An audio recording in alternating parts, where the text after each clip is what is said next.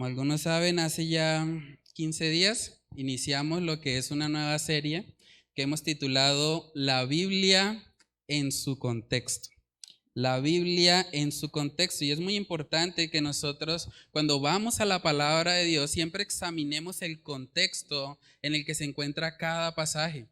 Porque es así como nosotros vamos a poder entender cuidadosamente qué es lo que el Señor nos quería transmitir con cada uno de los textos de la palabra de Dios. Debemos recordar que la numeración por versículos y capítulos fue añadida mucho tiempo después. Inicialmente, toda la palabra de Dios fue escrita de corrido. Por eso es importante que no tomemos pasajes aislados y que tratemos de acomodarlo a una situación particular, sino que lo veamos en su contexto. ¿Qué quería decir el autor? ¿Cómo podemos aplicarlo nosotros en el día de hoy? ¿Cómo podrían aplicarlo los receptores originales? Es muy importante que nosotros le hagamos esas preguntas al texto, por decirlo de alguna manera, para que podamos interpretar correctamente la palabra de Dios. Hoy vamos a estar hablando acerca de un tema que de pronto puede ser controversial en el sentido de que hay muchas opiniones, hay muchas experiencias personales, testimonios. Entonces, es importante que ante un tema como el que vamos a hablar hoy, podamos partir de la base de que la palabra de Dios es la que debe guiar nuestra conducta, ¿sí? Y no son nuestras conductas o experiencias personales las que deben guiar la interpretación que le damos a la palabra. Entonces hoy vamos a estar hablando acerca del tema de la guerra espiritual. La guerra espiritual es un tema que actualmente se ve en muchas iglesias. Hay iglesias que tienen destinado incluso un culto específico para hacer guerra espiritual.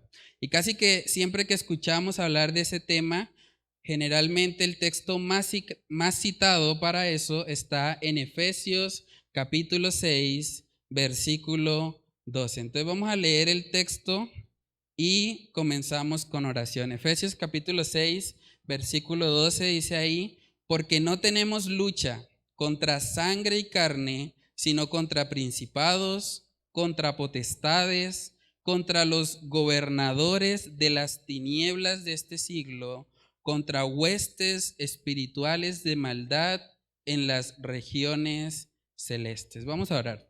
Padre, queremos pedir de tu dirección, Señor, en esta noche.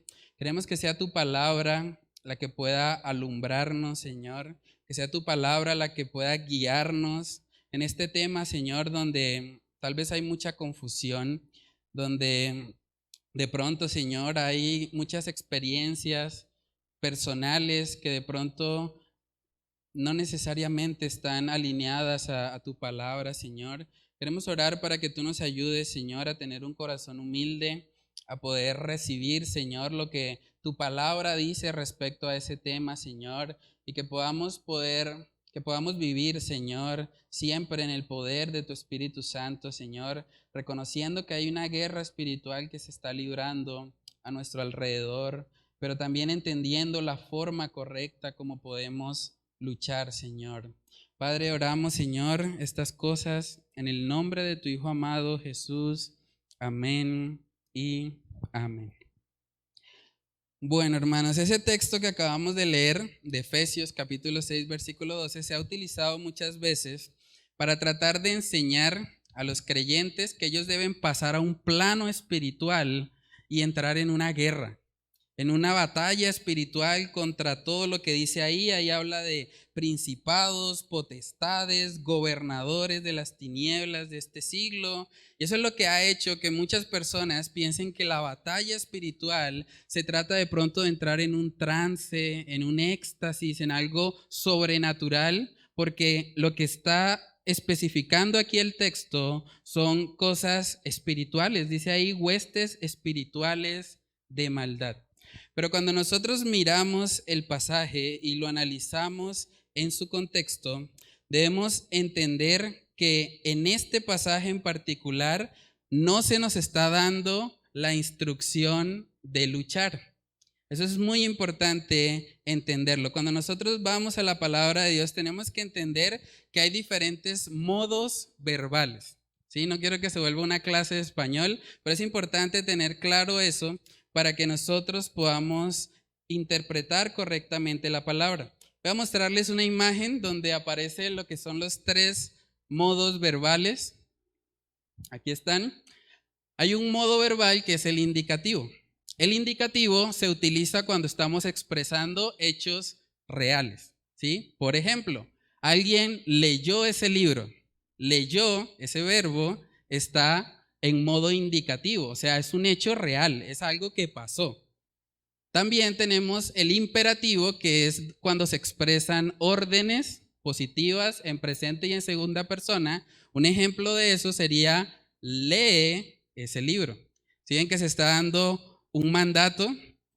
Y también el tercer modo verbal que podemos tener es el subjuntivo, que es el que expresa hechos como deseables, posibles o dudosos. Entonces, un ejemplo de eso sería: quizá lea ese libro. ¿Sí? No es completamente seguro, quizá es una posibilidad. ¿Sí? Entonces, teniendo claro esos 3 modos verbales, cuando nosotros vamos a este pasaje de Efesios capítulo 6, versículo 12, ahí podemos ver que el verbo que se está utilizando está en modo indicativo, no está en modo imperativo. ¿Y por qué es importante eso? Porque el texto no nos está mandando a luchar. Aunque el texto habla de la lucha, no está diciendo que como creyentes debemos luchar nosotros. O sea, para entender completamente el pasaje y la aplicación y ver cómo podemos utilizarlo, vamos a mirar lo que es el contexto inmediato. Recuerden que hace 15 días hablamos acerca de las bases hermenéuticas para interpretar correctamente la palabra. Entonces vamos a leer unos versículos antes y unos versículos después para darnos cuenta de cuál es la idea central de ese pasaje de la palabra y para poder descubrir cuál sí es el imperativo, cuál sí es el mandato.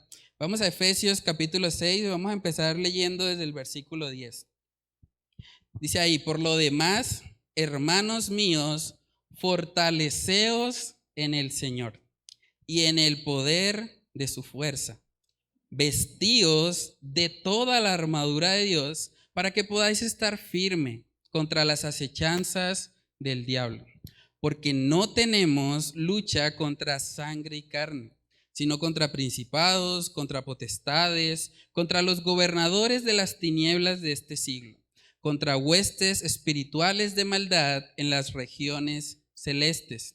Por tanto, tomad toda la armadura de Dios, para que podáis resistir en el día malo y habiendo acabado todo, estar firmes. Estad pues firmes, ceñidos vuestros lomos con la verdad y vestidos con la coraza de justicia y calzados los pies con el apresto del evangelio de la paz. Sobre todo, tomad el escudo de la fe, con que podáis apagar todos los dardos de fuego del maligno.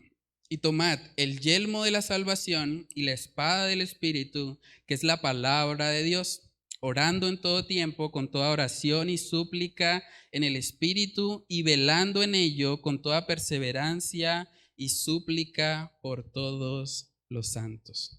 ¿Pudieron identificar en ese pasaje cuáles son los imperativos? O sea, ¿qué es lo que nosotros debemos hacer? En el versículo 10 dice: fortaleceos en el Señor. Eso es un imperativo, es una orden. Debemos fortalecernos no en nosotros mismos, en el Señor. También dice en el 11: vestíos, eso también es un imperativo, de toda la armadura de Dios, para que podáis estar firme contra las acechanzas del diablo.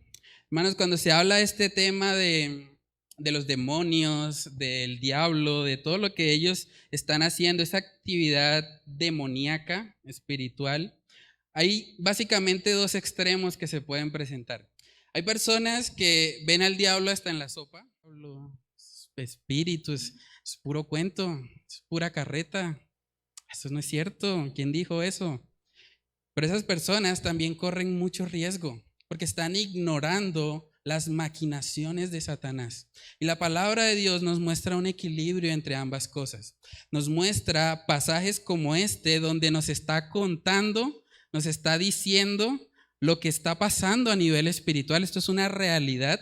Lo que dice el versículo 12, que no tenemos lucha contra sangre y carne, sino contra principados, potestades, gobernadores de las tinieblas de este siglo, huestes espirituales de maldad. Eso es real, eso existe. Hay maldad, hay un mundo demoníaco que está a nuestro alrededor. Pero lo que debemos entender es la forma como nosotros luchamos contra eso. Porque no se trata de nosotros trasladarnos a ese plano espiritual para nosotros tratar de hacer la guerra como si nosotros fuésemos los soldados, como si nosotros fuésemos los que pudiésemos vencer. Realmente, cuando nosotros miramos la armadura de Dios acá y cada elemento que leímos hace un momento, podemos darnos cuenta que todo lo que se menciona ahí, todo está relacionado con nuestros pensamientos. Vamos a verlo. Ahí se habla acerca de ceñir los lomos de la verdad, se habla acerca de la justicia, se habla acerca del evangelio de la paz, se habla acerca de la fe, de la salvación, la palabra de Dios, la oración. Todas esas son cosas inmateriales que residen completamente en nuestra mente o en nuestro corazón. Y eso es importante que nosotros lo tengamos claro, porque no se trata, cuando hablamos de la guerra espiritual, de nosotros buscar entrar en un mundo desconocido o entrar de pronto en un estado de trance cuando nosotros estamos haciendo guerra espiritual. Eso no es lo que está mostrando este pasaje. Lo que está mostrando aquí es que nosotros debemos llenarnos de la palabra de Dios para que sea la palabra de Dios, que es la lámpara a nuestros pies y la lumbrera a nuestros caminos, la que venza todas esas tinieblas. Hay una guerra espiritual en la mente de cada uno de nosotros. Está peleando la verdad de Dios contra las mentiras de Satanás y sus engaños. Entonces lo que nosotros debemos hacer cuando habla de vestirnos de toda la armadura de Dios, se trata de llenar nuestra mente con la palabra. Se trata de llenarnos de Él, de su verdad, de la fe, del evangelio, de la salvación. Necesitamos que esas cosas estén en nuestra mente. Muchas veces cuando a mí me explicaban este pasaje me decían, usted tiene que colocarse el yelmo y la coraza y vestirse los pies del evangelio de la paz y todo esto. Y pues bueno, no es malo. De hecho, el autor está utilizando eso como una metáfora o como una analogía de lo que él quiere transmitir. Pero debemos entender que no se trata de colocarnos un yelmo invisible o una coraza invisible e irnos a pelear. Se trata más bien de llenar nuestra mente con la palabra de Dios para que sea ella, sea la palabra de Dios la que pueda ayudarnos a vencer todas las mentiras que llegan de Satanás. Saben que desde el principio la principal arma de Satanás no es meterse en el cuerpo de otras personas o hacer posesiones demoníacas, no. La principal arma de Satanás desde el principio ha sido la mentira. Vamos a verlo. Vamos a Génesis capítulo 3. Génesis capítulo 3, en el versículo 1 vemos que se narra las primeras palabras que tenemos registradas de Satanás. Dice ahí, pero la serpiente era astuta, más que todos los animales del campo que Jehová Dios había hecho, la cual dijo a la mujer, miren lo que hace Satanás, con que Dios os ha dicho, no comáis de todo árbol del huerto. ¿Sí ven que le está haciendo como una pregunta, está sembrando una duda? Eso es lo que Satanás hace. Verso 4, entonces la serpiente dijo a la mujer, no moriréis, sino que sabe Dios que el día que comáis de él serán abiertos vuestros ojos y seréis como Dios, sabiendo el bien y el mal. Aquí vemos a Satanás presentándole una propuesta alternativa a Eva, para que ella optara no por la obediencia a Dios, sino por el pecado. Él le dice, no moriréis. Es una verdad a medias. Ella no murió inmediatamente, pecó, pero espiritualmente sí murió porque fue separada de la presencia de Dios por causa del pecado. Entonces Satanás realmente obra de esa manera. Obra con astucia, con mentiras, con engaño. Eso lo vemos también en la vida de nuestro Señor Jesucristo, cuando Él tuvo que hablar con unos fariseos y los llamó hijos del diablo. Vamos a Juan capítulo 8, versículo 44. Dice ahí: vosotros sois de vuestro padre el diablo, y los deseos de vuestro padre queréis hacer.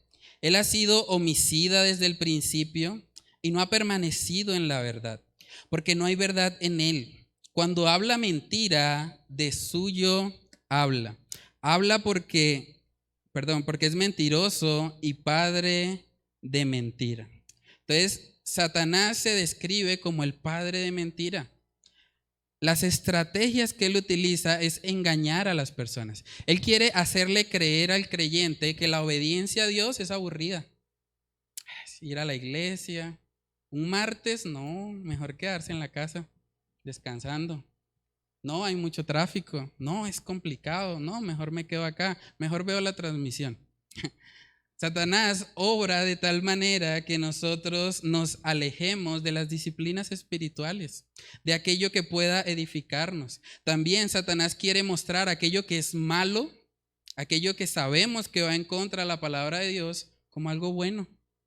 Y él quiere que nosotros creamos que cosas como el aborto, cosas como la ideología de género, que nosotros debemos aceptar esas cosas que son buenas, que son progresistas, estamos progresando. Esas son las mentiras de Satanás. Así obra él. En Apocalipsis capítulo 12 vamos a ver que también se le define a él como un engañador.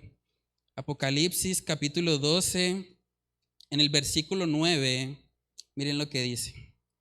Y fue lanzado fuera el gran dragón, la serpiente antigua, que se llama Diablo y Satanás, el cual engaña al mundo entero.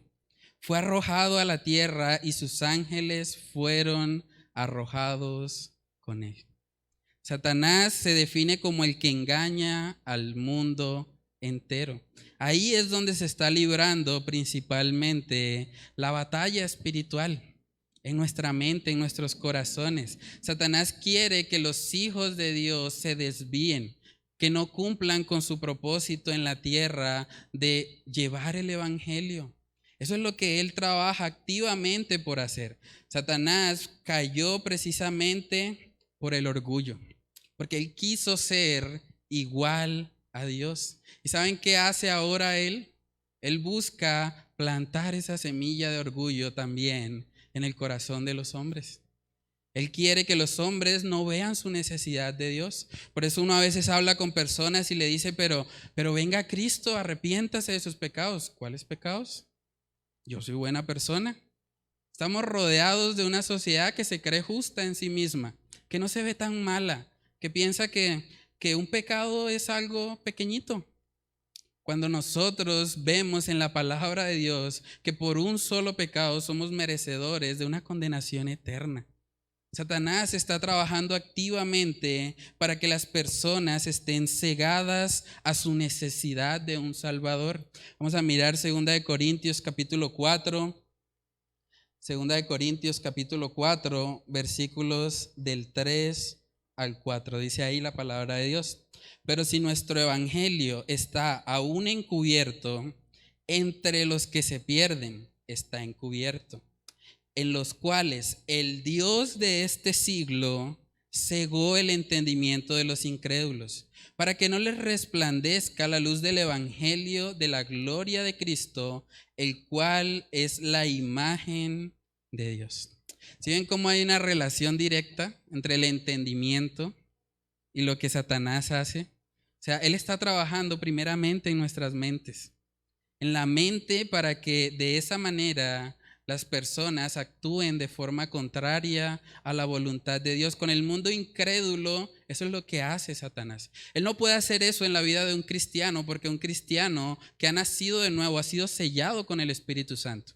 Y el Espíritu Santo de ninguna manera va a tener comunión con las tinieblas. Pero en el mundo incrédulo, él está constantemente atacándoles al nivel de sus pensamientos, haciéndoles creer que no son tan malos, que pueden venir a Cristo después. Es otra mentira grande de Satanás. No, después te arrepientes. No, más adelante, cuando ya estés viejito, ahí sí te vas a poder arrepentir. Esas son mentiras del enemigo. En Mateo capítulo 13 también vemos que nuestro Señor Jesucristo dio una parábola acerca de la palabra de Dios y Él relaciona eso con la historia de un sembrador. Vamos a Mateo capítulo 13. Ahí vemos la descripción del primer terreno. Miren lo que dice Mateo 13 del 18 al 19. Dice ahí: oíd pues vosotros la parábola del sembrador. Cuando alguno oye la palabra del reino y no la entiende, viene el malo y arrebata lo que fue sembrado en su corazón. Este es el que fue sembrado junto al camino. Hermanos, por eso es tan importante que cuando escuchamos la palabra de Dios podamos entenderla. Podamos entender lo que el Señor quiere hablarnos, porque Satanás está activamente trabajando para cegarnos en nuestro entendimiento. Ese personaje que se menciona ahí en Mateo 13 es una persona que no ha conocido al Señor. Y lo podemos saber si leemos completo el texto, pero creo que lo importante que debemos enfatizar acá es que Satanás está obrando siempre al nivel de nuestros pensamientos. Él está engañándonos, por eso necesitamos la Biblia, por eso necesitamos la palabra de Dios. La espada del Espíritu que leímos en Efesios 6 es la palabra, porque cuando Satanás viene con sus mentiras, nosotros podemos responder: escrito está. Cuando Jesús fue tentado en Mateo capítulo 4, Satanás usó incluso la misma escritura para desviarlo. Pero Jesús siempre respondió: escrito está. No solo de pan vivirá el hombre. El Señor siempre tenía en mente la palabra de Dios y eso es lo que le ayudaba a él a poder luchar, porque estamos en una guerra espiritual. El texto nos está mostrando que hay una guerra espiritual y nos está diciendo cómo debemos librarla. En primera de Timoteo capítulo 4 también vemos que no solamente Satanás está buscando engañar, también sus demonios, que vienen siendo sus secuaces, están buscando activamente engañar al pueblo de Dios. Primera de Timoteo capítulo 4, vamos ahí. Primera de Timoteo capítulo 4, versículos del 1 al 3, dice ahí: pero el Espíritu dice claramente que en los postreros tiempos algunos apostatarán de la fe, escuchando a espíritus engañadores y a doctrinas de demonios, por la hipocresía de mentirosos que, teniendo cauterizada la conciencia, prohibirán casarse y mandarán abstenerse de alimentos que Dios creó, para que con acción de gracias participen en ellos los creyentes y los que han conocido la verdad. Aquí vemos que hay doctrinas de demonios. O sea, los demonios están enseñando ciertas cosas. Y curiosamente uno esperaría, bueno, doctrina de demonios, no, por ahí matar a alguien, una cosa terrible, algo muy fuerte. Pero no, dice que doctrinas de demonios es prohibir casarse o prohibir abstenerse de alimentos que Dios creó. Eso es doctrina de demonios. Claro, cuando uno piensa en Satanás, lo que hizo que Satanás cayera del cielo, lo leímos en Apocalipsis 12, fue el orgullo. ¿Qué pasa cuando una persona dice: voy a prohibir casarse o voy a prohibir ciertos alimentos? Esa persona generalmente se va a inflar, va a decir: qué espiritualidad tan grande. No necesito una mujer para estar con ella porque tengo dominio propio. Dice la palabra acá que eso es doctrina de demonios. O sea, creer que por nuestras obras podemos ganarnos el favor de Dios es una doctrina de demonios. Es confiar en nosotros mismos y no en la obra perfecta de Cristo en la cruz. Entonces, hermanos, el ataque de Satanás primeramente es en nuestros pensamientos. Esa idea de Satanás como un diablo rojo con trinche y cola, eso viene de la televisión, de Hollywood. Pero eso no está en la palabra de Dios. Satanás es un engañador. Satanás es alguien que está mintiendo continuamente y él quiere que las personas se alejen de la voluntad perfecta de Dios. También es importante aclarar que cuando nosotros nos vamos a la palabra de Dios, no encontramos en ninguna parte que se mande a los creyentes a echar fuera demonios. De hecho, ahí dice que la lucha no es contra carne y sangre. Si es una lucha espiritual, por más de que yo trate de, en mis propias fuerzas o por medio de las cosas físicas, sacar un demonio, no tiene ningún sentido. Si han visto que en muchas películas, cuando se va a hacer un exorcismo, el que va a hacer el exorcismo va con una cruz, ¿no? Ahora sí vamos allá, o lleva agua bendita, o de pronto lleva un rosario, un escapulario.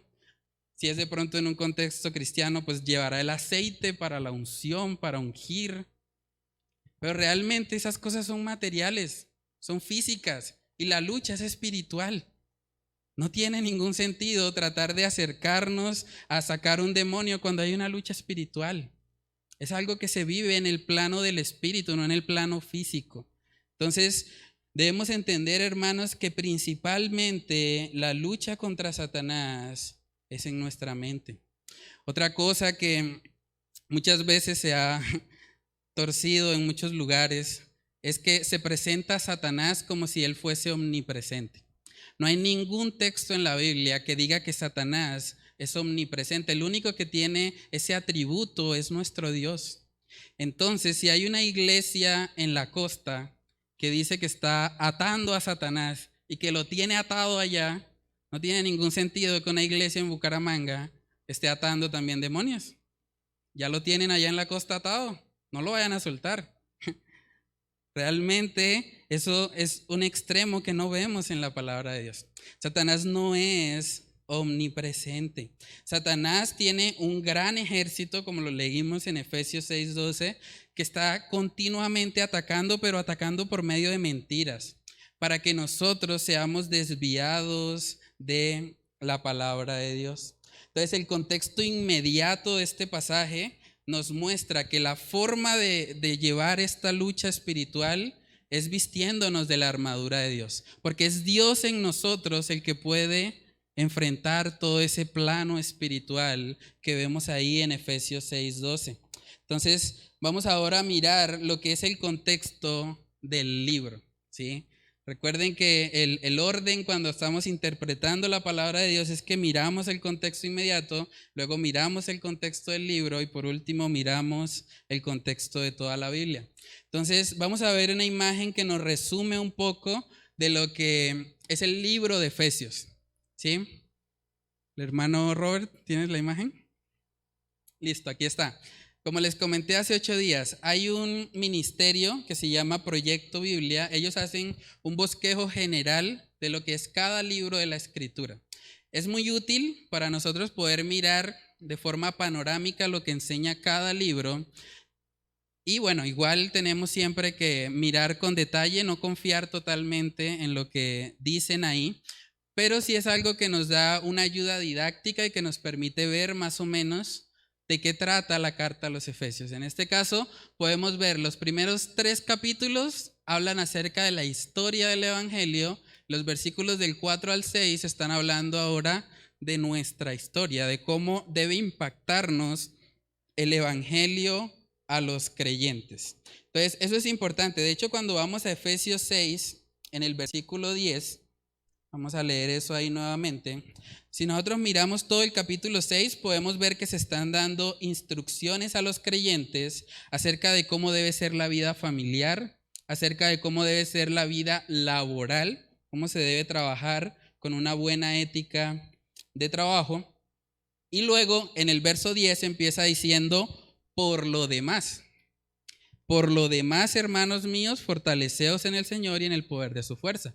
En otras palabras, lo que el apóstol Pablo les está diciendo es, bueno, estas son las instrucciones específicas, pero como ustedes van a vivir muchas más situaciones, por lo demás, fortalezcanse en el Señor y en el poder de su fuerza. Entonces, en el libro de Efesios podemos ver eso. O sea, el apóstol Pablo está tratando de hacer consciente a la iglesia de que hay una lucha espiritual, de que tienen un enemigo que está trabajando activamente para engañarles, para hacerles tropezar. En Efesios capítulo 4 también vemos que se menciona a Satanás. Vamos a Efesios 4, versículos del 26 al 27. Efesios 4 del 26 al 27 dice ahí: airaos, pero no pequéis. No se ponga el sol sobre vuestro enojo, ni deis lugar al diablo. O sea, Pablo quería que ellos fueran conscientes de que hay un enemigo. Cuando nosotros nos airamos, generalmente tendemos a actuar de una forma alejada de la voluntad de Dios. Por nuestra naturaleza pecaminosa es muy difícil airarse y no pecar. Por eso dice: no se ponga el sol sobre vuestro enojo. Es mejor tranquilizarse, pensar las cosas con cabeza fría antes de actuar cuando estamos llenos de ira. Entonces, aquí vemos que el apóstol Pablo también les está mostrando eso. En Efesios capítulo 5 también podemos ver que él les habla acerca del engaño de este mundo. Efesios capítulo 5, versículos del 6 al 10 dice: nadie os engañe con palabras vanas, porque por estas cosas viene la ira de Dios sobre los hijos de desobediencia. No seáis pues partícipes con ellos, porque en otro tiempo erais tinieblas, mas ahora sois luz en el Señor. Andad como hijos de luz, porque el fruto del Espíritu es en toda bondad, justicia y verdad, comprobando lo que es agradable al Señor. Hermanos, el apóstol Pablo quería asegurarse de que ellos no fueran engañados.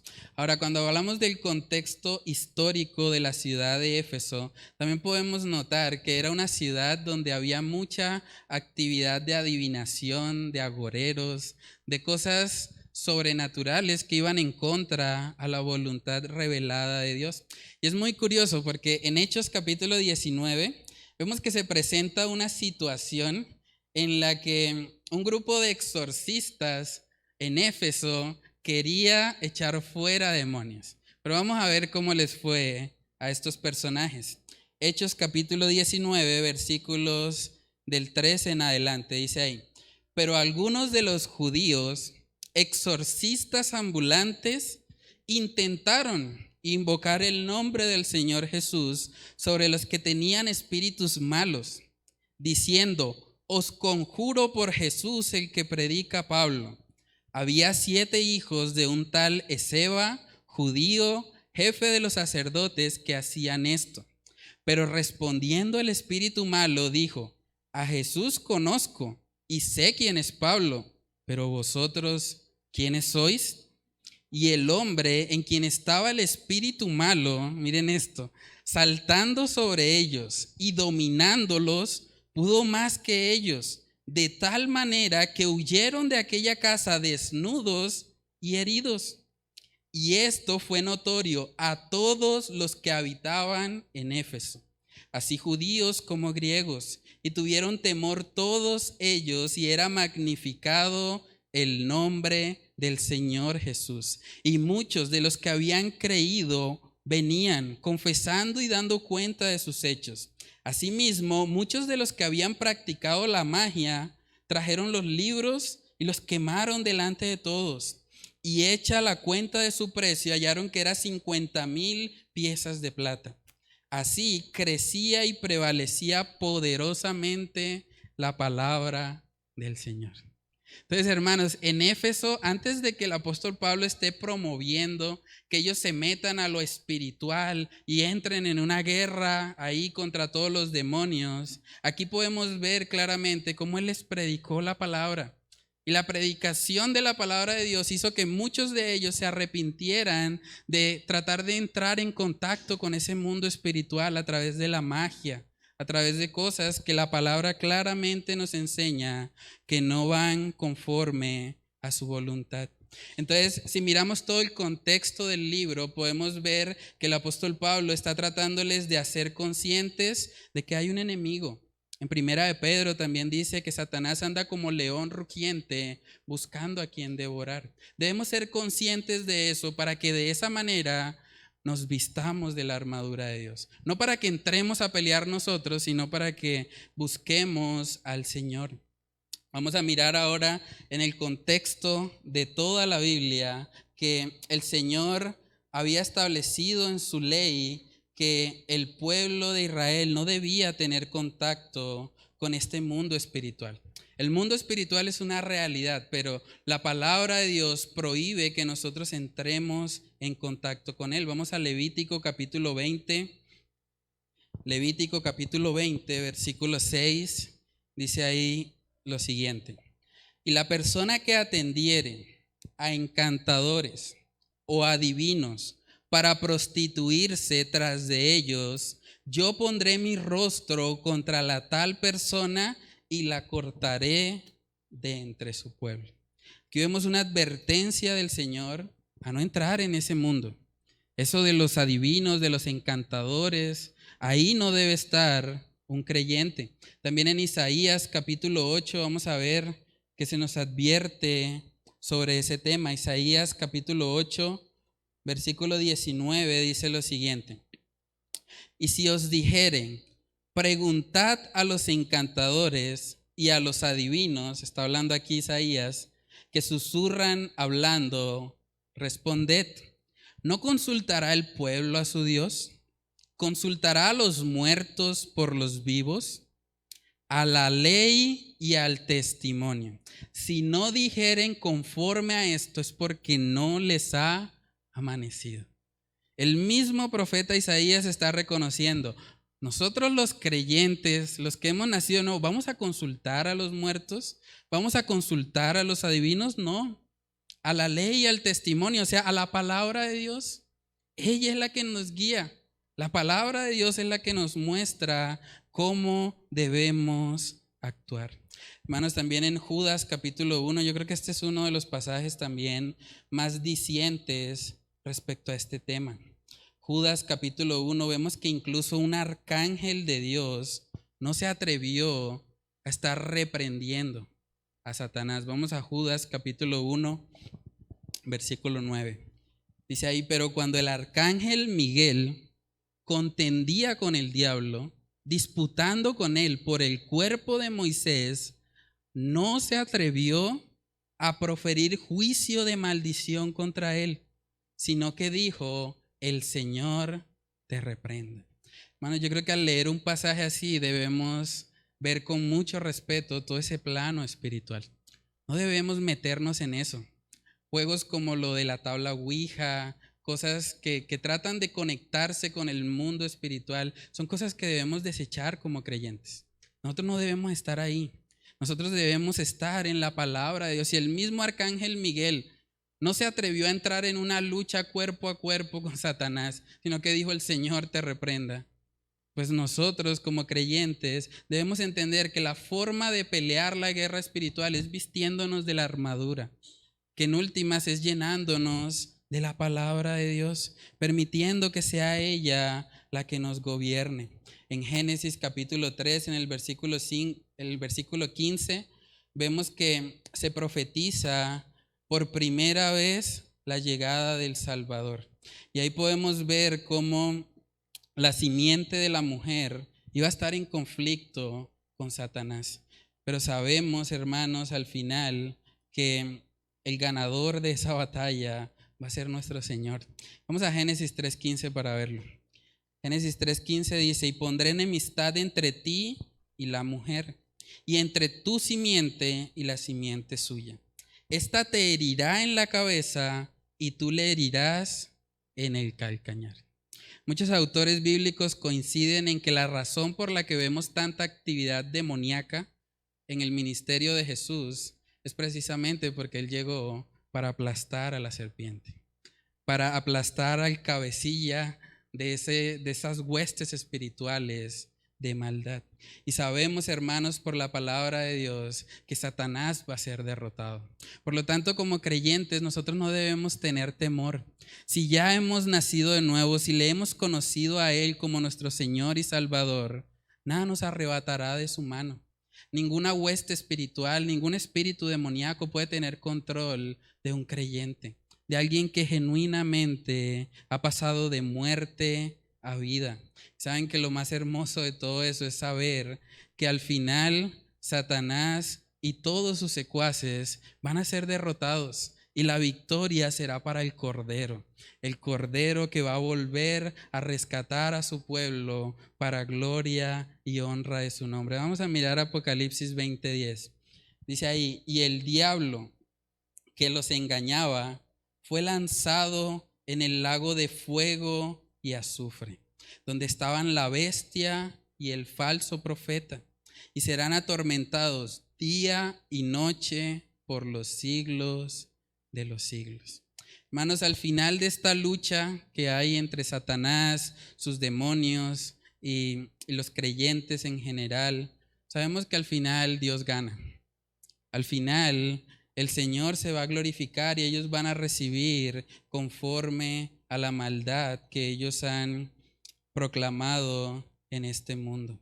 Entonces, hermanos, ¿cómo podemos aplicar un pasaje como el que acabábamos de leer? Lo primero es que debemos entender que si la lucha es espiritual, la lucha no es contra otra persona. A veces en los matrimonios pasa que el marido piensa que su enemigo es su esposa, o viceversa, su esposa piensa que el enemigo es el marido, pero aquí vemos claramente que la lucha no es contra carne y sangre. El que se encarga de tentar, el que se encarga de colocar situaciones difíciles en el matrimonio es Satanás. Es él el que está actuando para causar división. Lo mismo pasa en las iglesias. Satanás está mintiendo para que haya división, para que los hermanos no estén unidos, para que no estén en un mismo sentir. Pero debemos entender que la lucha se trata primeramente de mantener nuestra mirada puesta en el Señor y en su palabra. Esa es la verdadera guerra espiritual, vestirnos de la armadura de Dios, porque vamos a enfrentar todos de una u otra manera situaciones difíciles. Jesús dijo, en el mundo tendréis aflicción, van a llegar tentaciones a su vida, pero en esos momentos usted tiene que decidir si se va a vestir de la armadura de Dios, si se va a llenar de todo lo que la palabra de Dios enseña, o si va a escuchar las mentiras de Satanás. De eso se trata la guerra espiritual. Se trata de que primeramente el Señor esté ocupando el primer lugar de nuestras vidas. Que no sea este mundo, que no sea la sociedad, que sea el Señor. Entonces vamos a orar y vamos a pedirle al Señor que Él nos ayude a vestirnos correctamente de esa armadura y a vivir cada día conforme al propósito que Él tiene para nuestras vidas. Vamos a orar. Padre, queremos pedir, Señor, que seas tú obrando, Señor, en nuestras vidas. Ayúdanos a fortalecernos en ti, Señor, a no estar jugando con ese mundo espiritual, Señor, que sabemos que es real, pero que no nos compete a nosotros, Señor, estar ahí luchando. Oramos para que seas tú, Señor, por medio de tu palabra, llenándonos de tu verdad, ciñendo nuestros lomos, Señor, vistiéndonos con la coraza de justicia, colocando en nuestros pies el calzado del apresto del evangelio de la paz, colocando ese escudo de la fe, para que podamos resistir, Señor, cuando lleguen las mentiras de Satanás a nuestra mente. Padre, que seas tú guiándonos, colocando ese yelmo de la salvación. Ayúdanos a tener la seguridad de que te pertenecemos a ti. Ayúdanos a cargar siempre esa espada del Espíritu, que es la que nos ayuda, Señor, a poder contrarrestar los ataques del enemigo. Y ayúdanos a ser personas de oración, personas que reconocen que te necesitan y que lejos de ti, separados de ti, nada pueden hacer. Padre, oramos para que tú nos ayudes a poder vivir la verdadera guerra espiritual, Señor, que ocurre en nuestros corazones, cuando tu verdad, cuando tu palabra, Señor, a veces es puesta en entredicho por las tentaciones de Satanás. Oramos para que en esos momentos, Señor, donde la tentación llegue a nuestra vida, podamos recordar tu palabra, que seas tú trayéndola a nuestra memoria, para que de esa manera, Señor, podamos vivir conforme a tu voluntad y no conforme a los engaños y las mentiras de Satanás. Padre, oramos para que tú nos ayudes a aplicar correctamente este pasaje en nuestras vidas. Te lo pedimos, Señor, en el nombre de Cristo Jesús. Amén y amén.